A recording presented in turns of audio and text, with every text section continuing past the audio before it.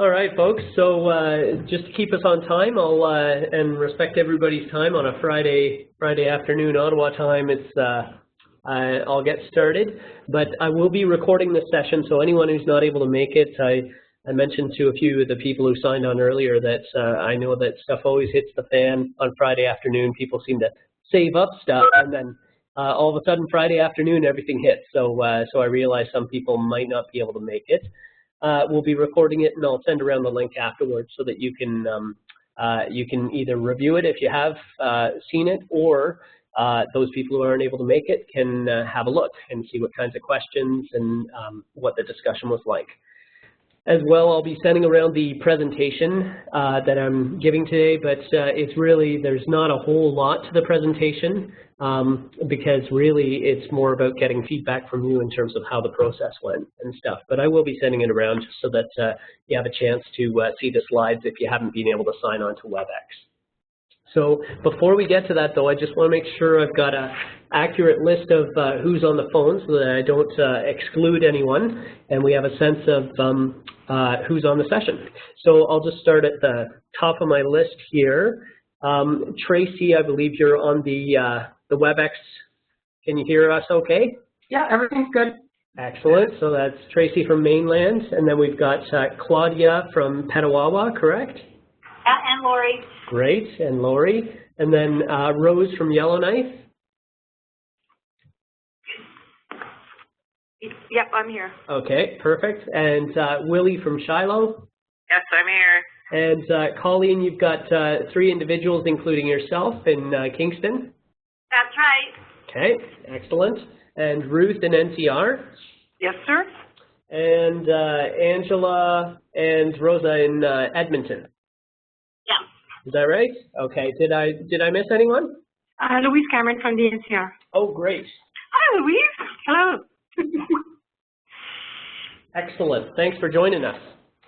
Okay, so I'll get started right away. I just wanted to go through a few things first and then get to the sort of question answer and any comments that you might have. I expect that quite a few of you, by the way, I should introduce myself. I'm Jonathan from Military Family Services, and I work on the Performance Measures Project. You've probably seen me on a number of video conferences, teleconferences, and whatnot on the same topics. We had several teleconferences last year in February and May, and then another one in this past March on the mental health performance measures. But if you haven't had a chance to see me, then feel free to give me a call if things don't make sense in this presentation, or just if you have any particular questions on the performance measures. So basically, this is just a quick check-in to see how it went gathering the data from this year and gather some suggestions for this coming year for the MFRC service delivery stats. I had a session this morning and lots of great feedback, which I've already compiled in text form, because I don't know about you, but I can hardly read my writing anymore. So I like to write it down as soon as possible, so that way I can implement it in the next few weeks and get out to you guys the new version of the service delivery stats, so that you can you know what you're actually collecting. There's a new version? Well, there will be. There is not yet. Yeah, I'm just that's the reason for these sessions, is to gather your feedback in terms of what went well, what could really be better explained in the guidance document and that kind of stuff. And then based on your feedback, I'm going to make some changes to the guidance document to hopefully make it work better for you guys. Okay. All right. So I'm just going to run quickly through the website just to, I imagine most of you are familiar with it, but you just go on the CFMWS MFS website. At the bottom of the page, you can see if you're on WebEx or if you've got access to the screen, you can see the working groups button is at the bottom of the MFS page. If you click on that, you can get to a Tiger Team button, performance measure Tiger Team button, where I put all the links. So that's, and this is basically what the page looks like. There's actually more links than on the screenshot, just because I've added several more links over the last few months. So this page should really be your one-stop shop for all things performance measurement. I didn't want to make you guys have to search around for this kind of stuff. So hopefully everything that you need should be on that one page. So it's everything from previous virtual presentations, the PowerPoints and stuff, the videos. Sometimes there's links to WebEx videos and whatnot. There's a checklist that we've used for developing the performance measures. Because, for instance, I know I mentioned this in one of the last teleconferences, but it would be unfair of us at MFS to ask you guys to gather performance measures if we weren't actually measuring ourselves. So we've got military family services performance measures as well in terms of staff health, turnover rates, and stuff like that. So we've used that same checklist, which is on this website, to develop those measures for our own agency to make sure that we're not only being accountable, but that we're keeping track of important things to be able to guide the organization. There's a glossary on there. On that page, there's frequently asked questions, which has been updated, so it's been pretty lengthy. There's a flow chart of the process of service delivery data, so how it moves from us putting out the ask to you guys gathering the data and sending it in. Excuse me. And there's also some sample forms from the MFRCs for tracking these statistics. So just moving on there, this is just a quick overview if you're wondering where the heck did performance measurements come from and why is it important. This is basically a sort of snapshot of how they were developed. They were in development prior to 2013, but we really got a big push, which was great, from the Ombudsman's report in 2013, where it was very clearly articulated that we needed some systemic performance measures on a recurring basis. So then we incorporated that into our operating plan in 2014.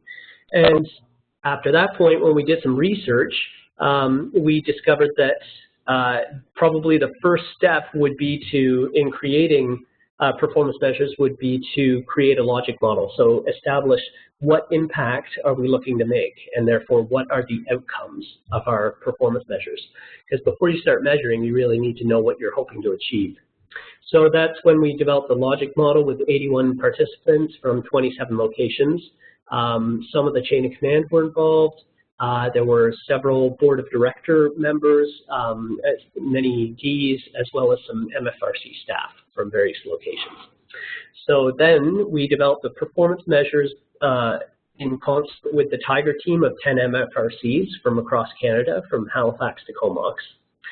And from that, we revised the service delivery data. So what was really important to us was to figure out how can we use what we're already gathering and what new information do we absolutely need to gather. I didn't want to collect any more data that we weren't going to use or wouldn't be useful or wouldn't be consistently collected. So we stripped it down from previously we asked, I'm sure many of you have been around for a while, remember not with fondness the e-business center and its various ills and difficulties. So basically we were asking you for 1,500 things, service delivery stats approximately on the e-business center, and a lot of those really we were not using because there was no particular use for them. I think previously some people thought that might be useful, but they ended up not being consistently collected. So along with the Tiger team, I stripped this down to just over 50 measures. So that way we're guaranteed that we'll only ask you for measures that we're actually going to use and hopefully reduce the amount of time that you guys have to take in putting forward this data as well. So that's that in terms of the historical stuff. Now, I have had several questions come in over the last month or so, and so I just wanted to go through those first, and then we'll get to the general Q&A. But just before we get to that, I noticed that Francine, vous êtes là? I think that Francine has just joined us from Montreal. Okay. Looks like she's online, but perhaps the audio is not working. And si vous avez besoin d'aide avec les écouteurs, Francine, au premier page, il y a le numéro de téléconférence. So feel free if you find the audio is cutting out, then on the first page here I put the teleconference number that I also included in the joining instructions, if any of you have issues with your audio cutting out. So just getting to those questions quickly. By the way, I'll have these translated and put up on the FAQs as well. So the first question was, how do I get a printable version because of the survey, the fluid survey? And so I think many of you already discovered that if you just go into the survey and enter X or 0 for a number of the items, then if you move to page 2, it'll give you the option to review your responses and print out a Word document. So probably some of you have used that, but if not, then feel free to use that now or in the future with fluid surveys, because fluid surveys seems to, based on the feedback I've gotten in the past month and this morning from the other MFRCs, they seem to find it a fairly good form to work on. The second question was on question number 6. What's the average number of board members? What does that signify? Is that the total number of board members? And yes, it is the total number of board members, essentially. So, so yeah, I'll change that. That's one tweak that I'm going to make to the explanation, just to make that a little bit more clear, so that there's no discrepancy between how people answer that question. The third one was question 1B. Is it only members of the BAC pilot project or the sum of all family contacts? And for that particular one, it's only the BAC pilot project that was involved. So, and some people actually asked, why are we gathering info on number of contacts and number of family members? And the reason is because we wanted to find out in those 3 category areas, info and referral and whatnot, what are you spending the majority of your time serving families on? Because we wanted to see how much are families accessing info referral versus the other elements, just to give us a sense of the changing needs of families. Because as you know, when there's new deployments or deployments end and the cycle changes, a lot of the time the needs of the families change as well. So another question was, do you have a sample system of gathering these stats? And that's a great question. We had it in the last few video conferences as well. And we actually tried in the very beginning with the Tiger team to develop a kind of national form that you guys would be able to fill out at the MFRC level. And I got to tell you, it failed miserably because everybody gathered their stats in such a different way and had different programs and different staffing ratios in that one form just didn't seem to work for anyone. So we decided, okay, let's just ask the MFRCs who already have some sort of stats gathering if they can share that with the other MFRCs. And that's why we uploaded a few of the Excel files to the Tiger team site, just to give you an idea of what other MFRCs are using. Okay, so moving on to a few other questions here. Is there a dashboard for mental health? Yes, there's actually mental health measures, but they were included in the family dashboard. There's 4 dashboards actually that we've created, and what a dashboard is basically just a few of the performance measures that we thought would be of interest to the particular target audience. So for the MFRC dashboard, I think there's 7 indicators that we thought would be of interest for you as MFRC personnel, but we've also got a family dashboard for the indicators that might be of interest to families, and one for military family services, like I said, and I've also got a leadership dashboard for the leadership here, just to be able to keep track. Is that on the MFS website? And that's a great question. That was a question that came up this morning as well. There is a version of the dashboard on the Tiger team site, but it's an old version. So what I'm going to do, I want to make it a little bit easier for you guys to find that. So I'm going to upload just an image of the dashboard so that you see what it looks like, the MFRC dashboard, onto the Tiger team site, and that way you can go there and click on it and have a look. It won't actually be filled out and complete until I crunch all the data that you guys have sent in, and I can actually compile the numbers in the dashboard. So that probably won't be for about another month or so. But until then, you guys are welcome to look at visual that I'll be putting up there in the next few days. Okay. Okay. Oh yeah, there was a question about what is this guide that I keep on referring to. I mentioned a guide several times, and what it is it's just the last few pages of the annual service delivery document. I attached the guide right to the document because I wanted to make it as easy as possible to find. And so that's when I'm talking about the guide, page 1 of the guide, it's just the one that's attached to that document. So what are some examples of mental health services that fall into the various subcategories, psychosocial, psychoeducational, and stuff? There are some examples in the guide, actually, of that are broken down based on the documents that have already been sent to you from Linda Manser and a few of the other MFS staff on the categorization of mental health services. And question number 8 was, are the flows included in the reporting? Yes, they've been rolled into the service delivery stats that you guys have filled out because we didn't want to make you have to go to one survey to enter these stats for this group and then another survey to enter these stats for this group. So as much as possible, we wanted to provide it in one survey so that it's just one place for you to go. So on the 5th page of the annual service delivery document I was talking about, the flow is actually mentioned under intervention. And the flow stats are rolled into questions 1, I've got down here 1, 2, 5, 9, and 13, just for your information. Okay. And, okay. So question 9 was, by the way, just before we move on, are there any questions about anything I've said thus far or any comments?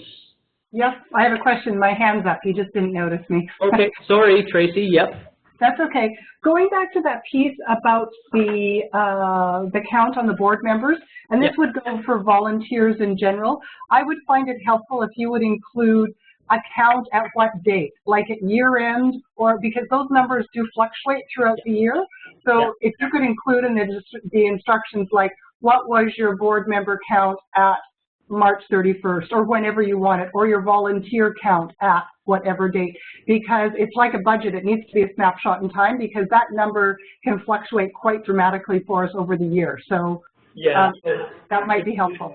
Would it make sense to you if I was to just say the total number of board members, including those coming in and out, and those recruited in between April 1st of 2016 and March 31st of 2017? Yeah, that'd be good, just as long, because I just wasn't clear on those parameters. So yeah, if you want the total number that came in throughout the year, whether they be board members, whatever. So, because I mean, sometimes it would be more than what we actually say. You know, if our board is typically 9 members, we may have had 12 board members over the course of the year. So for sure, yeah, absolutely. Okay, so that's great. I'll include that in the description there. Any other questions that you had? Okay, no questions so far, but I'm sure you'll come up with some other ones as we go through the rest of the elements here. So what's included in staff hours dedicated to programming? So this includes all those hours spent with program planning, program delivery, and program evaluation. And a more comprehensive description is available on page 3 of the guide. Yeah, you can always check that. Now I'm just looking at my feedback from this morning. Yeah, so the feedback is more related to staff and volunteers. So moving on to question number 10, so there are various questions on the mental health stats, a lot from a number of flows, a number of mental health clinicians at the MFRC level. So one example is, if you're seeing a couple, do they count as 1 client or 2? I said they count as 2 clients because if it's a couple, it's 2 people and therefore 2 clients receiving the service. If you're seeing a child, do you count meetings with their parents as separate clients? I would say yes, just because their parents are again, it's 2 separate people, and they're each receiving services. And for the total clients given in a given month, should this reflect only clients who had the sessions that month, or does it reflect all open files? So I put total number of clients should be those who had sessions as well as those who are open at the time. And this is exactly why we asked the question, number of new cases open, so that we can see the percentage of new cases as opposed to those who are already open. So these are the kinds of examples that I'll probably include in the new version of the, just so that you have some of those learnings from this past year. As I knew when I put it out that no matter how many times we put this document out, there'll always be some revisions that are required to just make it a little bit easier to interpret. So Jonathan, just to be clear, yep. So the numbers of the cases is a combined total of the open cases as well as the new clients. That's right. And you don't need us to specify the difference. No, because you've specified the difference under number of new cases. Okay. Under that separate question, so therefore we can tease out the number of new cases versus currently open cases. Okay. Yeah. Yeah, as much as possible, I've tried to ask you questions just for data only, but I didn't want to force you guys to start making calculations and all that kind of stuff. And I definitely did not want to embed some programming in there that auto-calculates, because that's a nightmare, as you know, from e-business. Once you include programming in something, it's guaranteed to mess up depending on what kind of computer you're running, what kind of operating system and stuff like that. So as much as possible, I ask you guys just for the data, and then we'll work on doing the calculations on this end where we can make sure that it's all the same program that it's run through. Okay, and so just a question under that mental health piece. Sure. In the guide, you have the program definitions for peer support, psychoeducational, psychosocial. Yep. But you don't have anything for the mental health treatment. Okay. And I think that causes a lot of confusion with working, you know, what qualifies as scope of practice. Okay. What it shouldn't include. Okay. Mental health treatment. I thought for sure we had an explanation in there. It says mental health services, and it lists a lot of things. Like it has some options in there, but it's caused some confusion with the social workers themselves. Okay, so what would make it easier? What would be the ideal way to make that easier for the clinicians to? Can I send that to you in an email? Sure. I don't have a social worker here, so. Yeah, no, that would be perfect, because anything that we receive from you guys that would make it easier to interpret these things. I'm just looking through the form that we have and the explanation we have. I actually took that explanation directly from Linda Manser's documents just to make sure that it was consistent with what you guys were receiving from other parts. But yeah, anything we can include that makes it easier for you guys to interpret, then please send that along. That would be great. And Jonathan, it's Rosa, just to follow up on that, because really it is about therapy. What is MFS not stated in there is what he is talking about. Okay. I do have a question, Jonathan, about the FTEs with the mental health piece. Okay. Try and have my staff track how much time they are spending in each area. Yeah. That's kind of crazy, and to be honest, we didn't do it for this time. One thing to talk about, direct client hours, easier to track. In each of those areas, if I have 4 staff, I've got 4, because they will at some point throughout a day, a week, or a month be in each of those areas. What's the expectation of tracking the FTEs in each of those areas? Okay. So are you talking about the volunteer hours or the programming hours? Sorry, which question are you? In the mental health piece. Yeah. Or the actual staff. So for instance, 13A, peer support, number of staff, FTE. Yeah. Was in each of the sections. Right. All of my team does parts of this to have them start breaking out in a day what they're doing to try and come up with an FTE. I just put how many staff. Right. Right. Yeah, and for those numbers in terms of the FTEs, it'll always be a bit of an approximation, because the idea is not that I know, for instance, some hospitals. My wife works in the hospital as a social worker, and the stats that she gathers are on a daily basis in terms of the number of hours spent with this particular client and stuff like that. We aren't getting into that level of granularity here. What we're talking about is, in general, where do they spend their time? So if it's if it's half a day a week as opposed to 2 days a week as opposed to 3 days a week, that kind of thing. So it'll always be a bit of an estimation, and you're not expected to sort of break it down by every day. Does that make sense?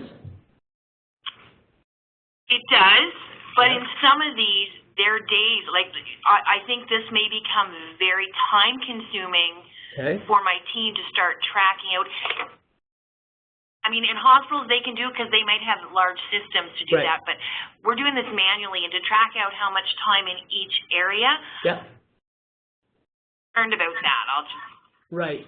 So would it be like, I know some people gather stats like on a monthly basis. So would it be possible for the clinicians to estimate, in this particular month, let's see, I did probably 2 days of peer support work, and maybe 5 days of psychoeducational, but the rest was mostly clinical work. Would it be possible for them to do that and then just basically divide it into an FTE percentage? Would that make sense? We can try that, but I'm just saying I think this is a challenge, but I'm not convinced for sure Edmonton's stats will reflect accurately. Okay. Jonathan? Yeah. We have a database, so when the social workers have a client that they input that information, they indicate how long it takes for them to work with that client. So it may be a bit of capturing apples and oranges if we're all doing that differently. Mm-hmm. Right. Yeah. Okay. Yeah, there's another question online here. Yeah. Yeah, I think that's for me. This is Tracy.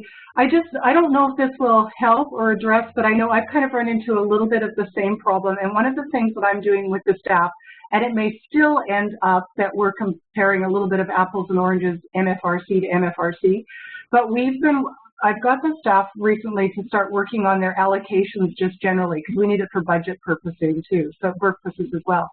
So I'm getting them to sit down and just very generally saying, okay, how much of your time is spent on admin? How much time is spent on this?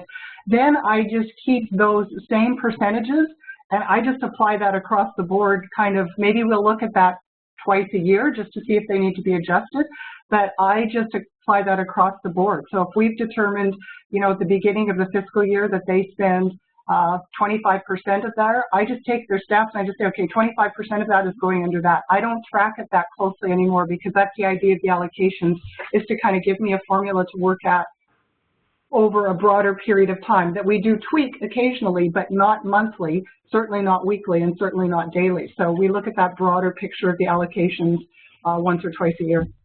Okay, and how would that work for you guys in Edmonton and the other folks? If I was to, for instance, put in the guiding document that this can possibly be done quarterly or every half year, that you just look at the general allocations of your clinicians in terms of the amount of the FTE that's spent on admin versus psychoeducational versus psychosocial. Would that be more feasible? Definitely for Edmonton. Okay. Yeah. I think so too, Shiloh. Okay. All right. Excellent. So I will put that in the description because generally, I mean, that's as you know, there's fluctuations. So trying to gather stuff in a shorter time interval is probably not going to be reflective of the year anyway. So really gathering this data in a quarterly or every 6 months will probably be actually more accurate of the general picture of their workload. Okay, great. So that's great. That's a thing I'll modify. And were there any other mental health stats questions? Okay, so there was a question about where do we put additional info. So that's the reason why I put the dialog boxes in there. And by the way, many of you have used those to great effect. It's been excellent. I was reading through some of the comments this morning, and that helps to really contextualize a lot of the measures as well as the data that you supplied. Because, as you know, context counts for a lot in this field, right? If you just blurt out a stat without actually telling what the stat means, then it could mean almost anything to anyone.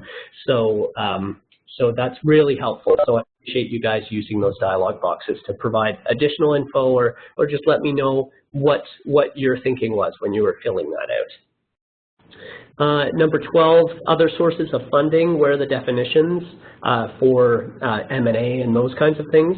I put a link to the funding guide right in the fluid survey. You might have noticed that. But I also want to make this a little bit more accessible. So I'm going to put the funding guide that's already on part of the MFS website. I'm going to put it right on the Tiger Team site just so that you can find it there. So I've got that on my to-do list. And I think the last question was about the Veterans Pilot Program, whether or not MFS Public Funds includes the Veterans Pilot, and no, it doesn't, because I believe those are being calculated. I've been told those are being calculated, tallied by Louise Haig under a separate account because it's a pilot project through VAC. Yep. Is that the other survey? Because I'm not sure where you're referencing that. That's the other sources of funds. That was another survey then. Yeah, that's right. Yeah. Yeah. I just wanted to include that because I know some people actually, well, and by the way, other sources of funding, I'm going to incorporate that into the service delivery so that you don't have to fill out 2 different surveys in the future. And that way it'll just all be under one. But yeah, it was under the different survey this year. Can I ask a couple questions Sure. back to the staff? Yep. So the number 9 for the ratio of volunteer to paid staff, Okay. that was confusing in the guide, Yep. I guess, Yep. in how we calculate that. Yeah. There was like 3 or 4 different people that came up with different ways, so I don't really know what we were looking for there. Yeah, basically we were looking for a general, whenever we went for measures, we tried to choose what are industry standard benchmarks. And one of the industry standard measures that people use in various organizations, including not-for-profits, is the volunteer to staff ratio. Now the big question was, do we use volunteer hours or do we use volunteer to staff ratio? Because both of them are used out in the field there, and they have industry benchmarks attached to them. Now, at first, when I first developed this, we were using volunteer hours, but then a number of the MFRC said, you know what, it would probably be easier just to calculate it as volunteer to staff ratio. So that's what I put in the service delivery, but then I was told this morning that actually volunteer hours would be probably easier for you to calculate than a FTE to volunteer to staff ratio. So I wanted to get your take on that, just to see whether or not you agree that for the volunteer, would it be useful to switch that for this coming year to number of volunteer hours in your organization? Well, what does that mean though? Is it the volunteer hours to how many staff work with the volunteers, or to the volunteer staff, paid staff? I think that it will probably be, well, I'll choose whatever measure is used sort of in the industry in general. I think that United Way, Red Cross, a number of them use the same formula. I can't remember exactly what it is right now, but hopefully it'll be easier to gather than figuring out FTEs and the sort of complicated explanation behind that. So with the staff, so okay, I guess that's my question. When you say the volunteer ratio to staff, who do you define as the staff would be my question. And I think that's where we got a little confused. Yeah, and I think staff that work with the volunteers, is it the staff in the volunteer department? No, it's any staff that work with the volunteers, and that's where the description I think got really complicated for people. And I agree that it did, it just makes it, I could see how, having worked in a not-for-profit for many years before I started with MFS here, how that would be complicated to figure out at the organizational level. So yeah, I'd probably calculating volunteer hours, at least from my perspective, might be easier. Does anyone else have a thought as to what would work better for you and what would be more reflective of volunteer effort?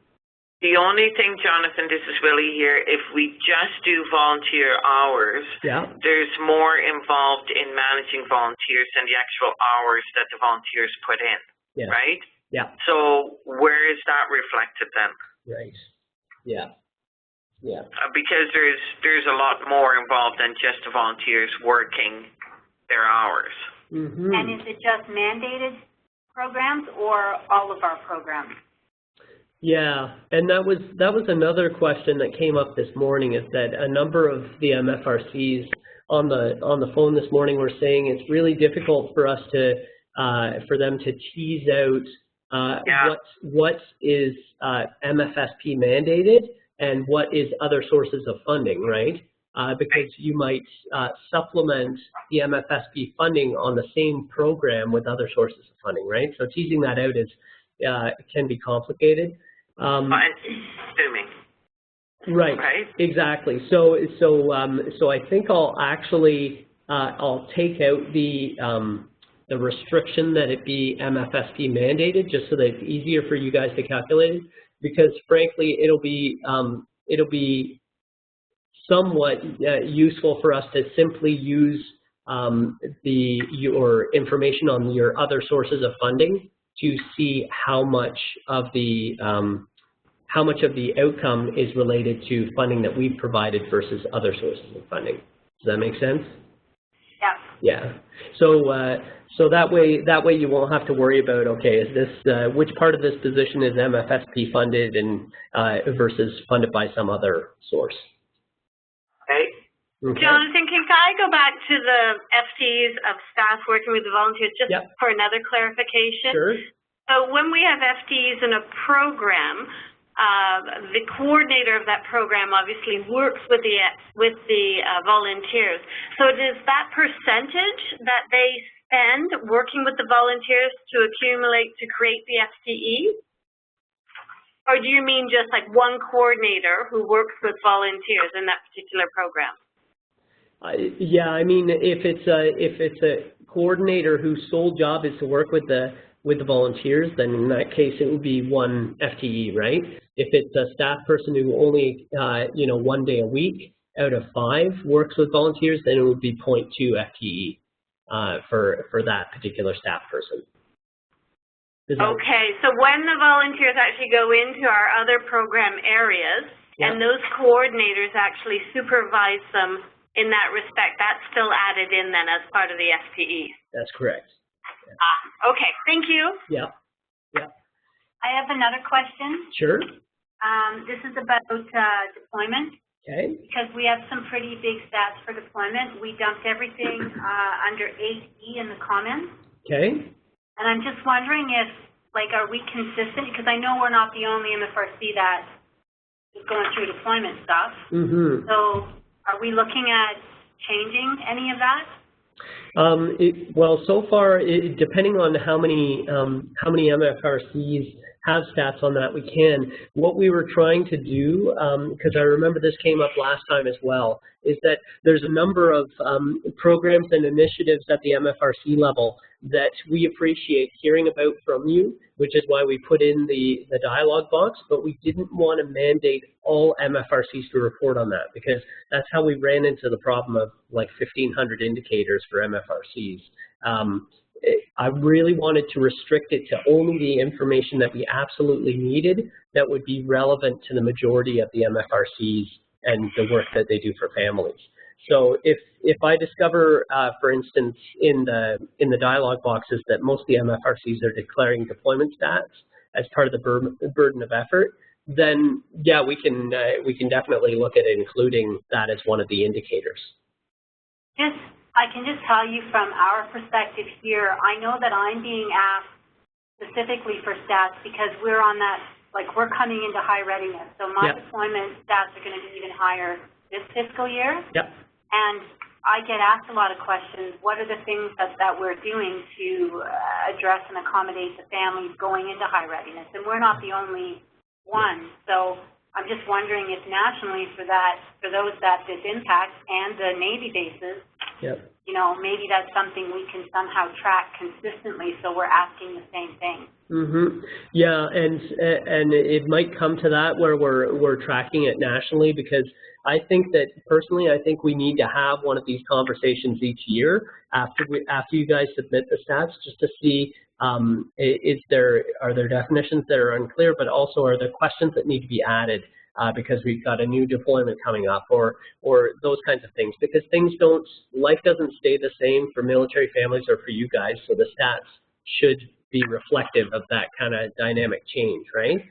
So yeah, I could see that being included, and I'll have a look at how many MFRCs have those stats to include in their dialog boxes. Okay. Now, there was a comment earlier that I just wanted to go back to in terms of management of volunteers. I think, Willie, you were mentioning that the burden, if you're just calculating volunteer hours, then it doesn't really show the burden of effort in terms of the management of volunteers. Do you have any ideas about how we could track that in a meaningful way in terms of the management of volunteers? I don't know. Okay. And maybe the hours is as close as it's going to get. But I know there's a lot more involved, because it's just even getting the job descriptions and things like that, right? Which is all admin time, and that's not volunteer hours. Just the emails that are going out for all the volunteer opportunities and trying to coordinate that. I don't know what the best way is to track it, though. Jonathan? Yeah. So I'm sorry, you can tell my brain's been on this a lot with my staff. So I'll go back to that staffing allocation piece again. Yeah. So what I did with my volunteer coordinator, because she does volunteer as well as other stuff. Yeah. So I asked her, okay, generally speaking, with your position, how many hours do you spend on programming generally? How many hours, or what percentage of time do you spend on, volunteer management?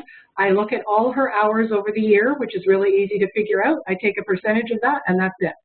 So I think sometimes we perhaps overthink it a bit, because stats are, we want them to be as realistic as possible, but we don't have the time or the effort to do, like Willie was saying, trying to figure that all out. So I think if you do that allocation piece with this, like in my case, I'm doing that with my staff, and then that's all I'm going to do is just take that percentage and then apply it back on their total hours, and that's what I will submit. Right. And you express that as an FTE? Yeah, so as a percentage of an FTE, yeah. Right. Would you be able to, do you have that written down somewhere where you could send it to me in an email? Yeah, I don't, but I can put it in, I can write it down for you, so sure. That would be great, just because if that's proven to be a good way of expressing it, where you find it not only useful for your own perspective in terms of saving you time in the calculation, but also expressing it to your staff in a way that makes sense to them, then that would be great if I could include it in the guidance document. Sure, I will do that. Okay, excellent. I wonder if some of it may address what Willie's talking about, number of new volunteers. So there's always volunteer management, but when you get a new volunteer, that's a lot of work for coordinators. So not just the paperwork, the orientation, getting them set up. Would it be worthwhile having volunteers in the year? Number of new volunteers? Yeah, so you have your total volunteers, number that are new, because a lot may have regular volunteers and they only get a few. I don't know if that would help address what Willie's talking about. Somewhat, but I think what Tracy was mentioning, that to me makes more sense, and it's not going to be quite as time consuming as tracking it any other way, I think. Okay, excellent. But that's just me. Yep. Any other thoughts on Tracy's sort of assessment as how she calculates percentage of FTE spent in volunteer time? No? Okay. So, but by the way, this is only one opportunity among many. Like, if you have a brainwave, or if you just have some questions and stuff, definitely don't treat this as the last time you can offer your opinion or comment or question on stuff. Feel free to call me at any time or email me, and we'll chat about it, because we want to make sure that this works, this makes the most sense for you, and that we get the most useful data possible. Okay. Okay. I think I was finished with the questions that I received thus far, but these were, I just put up on the screen here. I'll read them out in a sec. My questions, basically, they're just prompts to ask about how it went. So the first one is, how did it go gathering the data? Where were the hiccups in gathering the data? Which questions and which points of data? How did it go using Fluid Survey versus eBusiness Center? Were there questions that you were worried might be calculated or interpreted differently by different MFRCs? And some of that we've already talked about a little bit. Are there any suggestions to improve the process for this year? And again, we've talked about a few of them as well. Or are there any tips or tricks for getting data from staff that could be included in the process or the guidance document? So let's just open up the phone line and the web line, and whoever wants to mention anything about any of those, then feel free.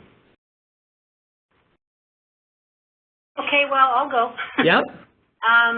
In the format of having to collect the data, yeah, it was just challenging for us, just okay, because we have so many different points of entry, and trying to find that unique family. Yeah. It's challenging, but we did the best that we could. Okay. I am actually talking with PSP about the booking system, because it's a web-based thing. Right. To see if that could help us for this year's stats, okay, but I don't really know an answer to that. I'm just stating it out there. It's always going to be a challenge. Sure. So spread out. Yeah. Okay. Okay. There was a bit of confusion within the social workers about the mental health and what fit where. Okay. But maybe with some other clarification that might help. Right. Yeah. And if you get a chance to poll your social workers and just ask them, you know, in an ideal world with a guidance document, what would you like to see? You know, in terms of, that would make it more clear in terms of the breakdown. Then if you just want to give me a quick call, leave me a message, or send me an email, then I can incorporate some of that just to make it a little bit better. Okay. Okay, excellent. And you mentioned about challenges before as well. Is there anything that we could do, or we could do as part of the process, that would make it less challenging to gather the stats? It's just really hard to capture that unique family without double counting. Yeah, that's our biggest challenge. Even from, in one building they clear in 3 different buildings is childcare, in another building is programming. Yeah. So I don't know how we can eliminate that, and that's just our reality.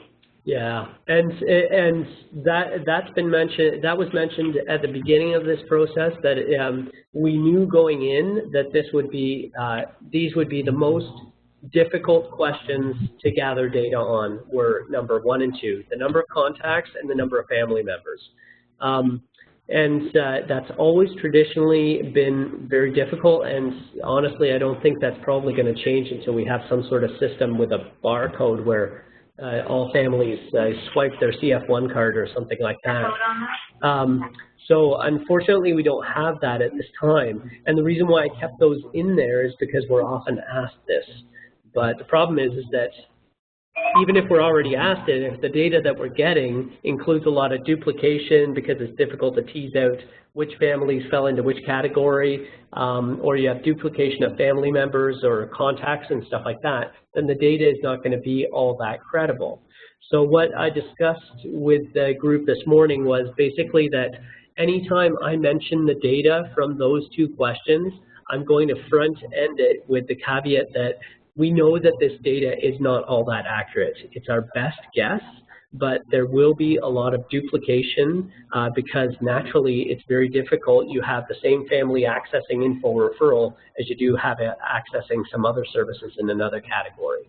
So it's just to give us a rough idea, but these are the two questions that have the most challenges in terms of consistency and accuracy.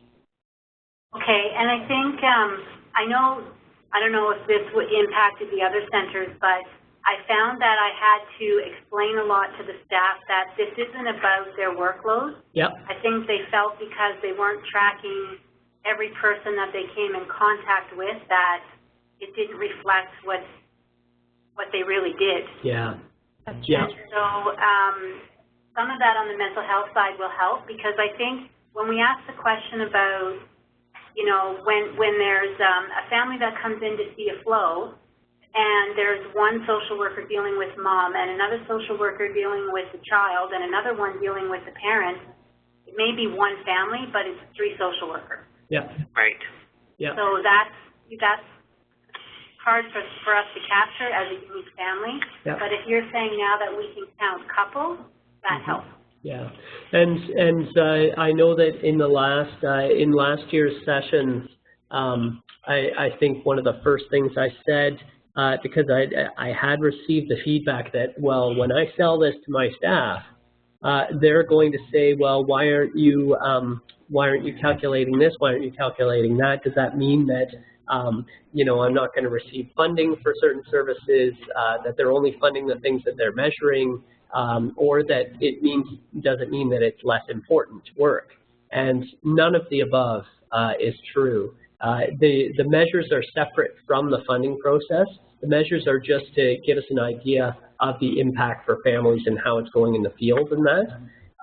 So please do, I know that you already did this, but do reinforce with your staff that what we measure has nothing to do with the importance of the work at the local level, or how it's going to be, whether or not funding is going to be allocated to it. Okay. Yeah, thanks for bringing that up. Any other people have run into hiccups or find some observations, good or bad, about Fluid Survey? Fluid Survey was user-friendly. It was not a problem using it. But yes, it was challenging to gather the data. Mostly because all the information explanation came a little bit too long after the 1st of April for the whole year. So basically it was a problem for that. Yeah. We did add a lot of explanation to do with our staff, and whenever we're looking at a translation, the translation didn't seem to say the same thing in English and French. There were some nuance and some difference that were confusing a little bit. Okay. And yes, I am worried that we did not interpret it the same way of the question, and we did not calculate it the same way. So I think the more that we can talk about it and look at the question together and maybe work on the guide might help for next year. Yeah. Yeah. Well, if there are particular elements of the guide which you notice a real difference in between the French and the English, then please do point them out. Feel free to send me an email or drop me a line by phone, just to explain how we could better express that. Because we run it through our translation services here, but they don't necessarily have the same context that you have at the local MFRC level.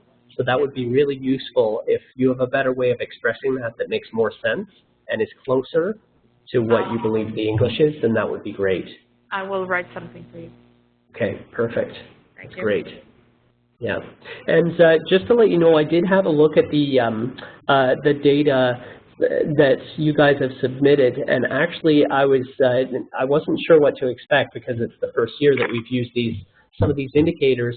And there was actually a lot of consistency in the way that you calculated it, and the numbers were basically making sense given the size of the centers and that kind of stuff. So there weren't a whole lot of outliers. I was expecting there to be some outliers, and I think there were 1 or 2 centers where I might give them a call just to check in how they calculated the number, whether or not they were using a percentage versus a ratio and all this kind of stuff, just to make sure that I've got the right data.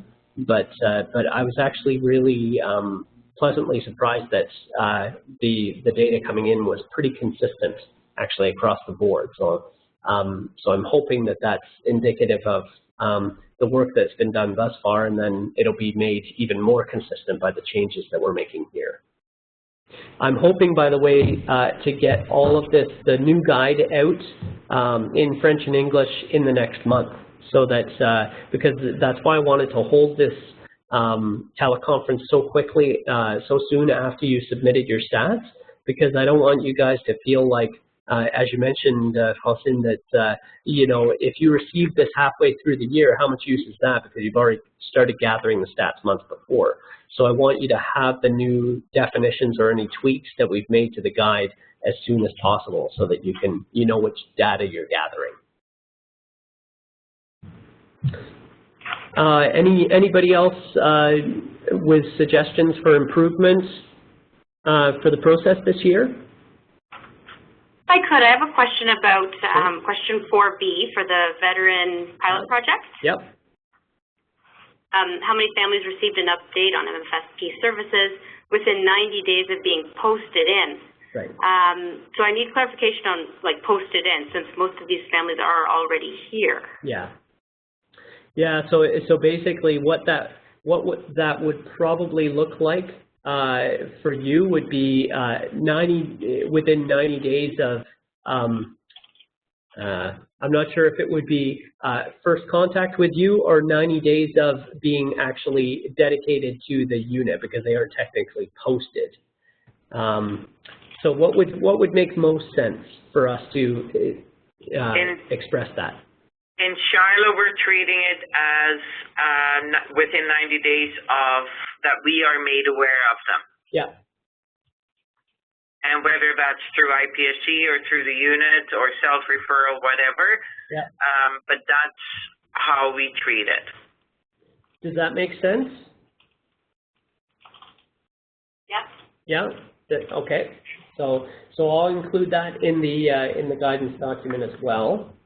That it's when the MFRC is made aware of their presence, whether or not it's through the military, the IPSC, or other means.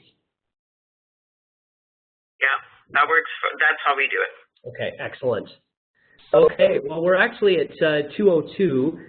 Now, if we have a whole bunch of other questions, I'm happy to set up another teleconference or to chat with you guys offline if it's more of a one-on-one thing. So I'll just go around the table again and just see if there are any additional items that you want to cover.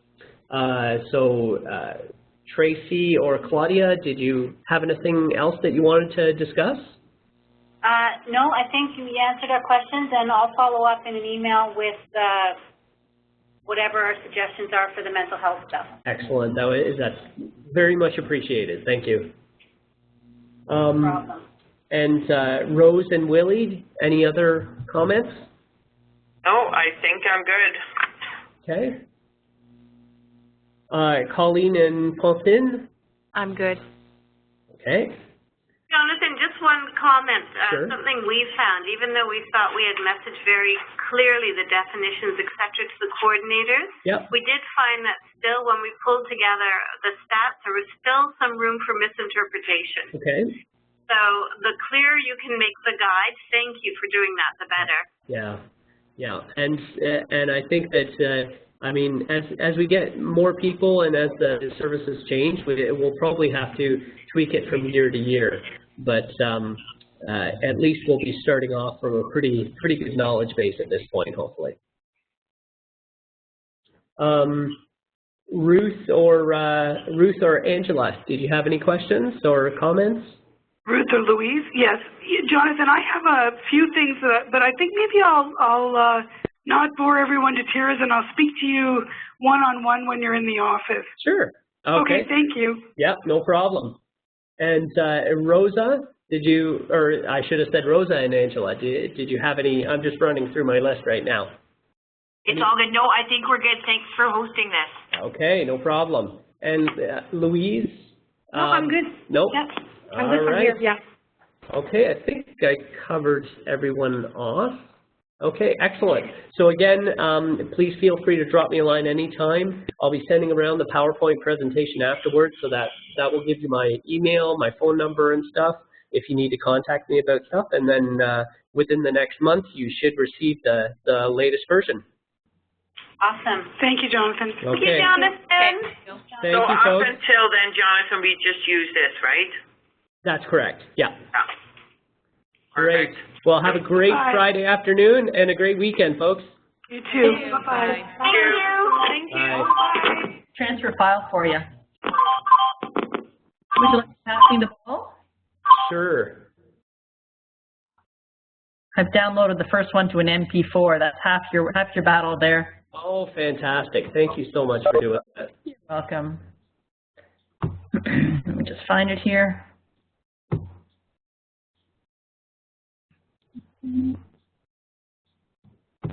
Mm-hmm.